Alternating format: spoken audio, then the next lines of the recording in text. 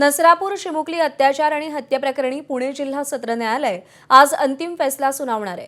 65 वर्षीय आरोपी भीमराव कांबळेला फाशी मिळणार की जन्मठेप हे आज स्पष्ट होईल। साधारण सकाळी 11 वाजता सुनावणीला सुरुवात होईल। गुरुवारी पुणे जिल्हा सत्र न्यायालयात युक्तिवाद पूर्ण झालाय। न्यायालयाने हा गुन्हा अत्यंत दुर्मिळ आणि अमानवी असल्याचं म्हणत भीमराव कांबळेला दोषी ठरवलंय, तर सरकारी वकिलांनी नराधमाला फाशीची शिक्षा देण्याची मागणी केली। भीमराव कांबळेवर ज्या ज्या कलमांखाली खटला चालला ते सगळे गुन्हे सिद्ध झालेत। यातल्या 2 गुन्ह्यांमध्ये थेट फाशीच्या शिक्षेची तरतूद आहे। एका गुन्ह्यात आजन्म जन्मठेप तर एका गुन्ह्यामध्ये 14 वर्षांच्या कारावासाची तरतूद केली आहे। आता आज अंतिम सुनावणीत न्यायालय काय शिक्षा सुनावणार हे पाहणं महत्त्वाचं असेल। एबीपी माझा, उघडा डोळे बघा नीट।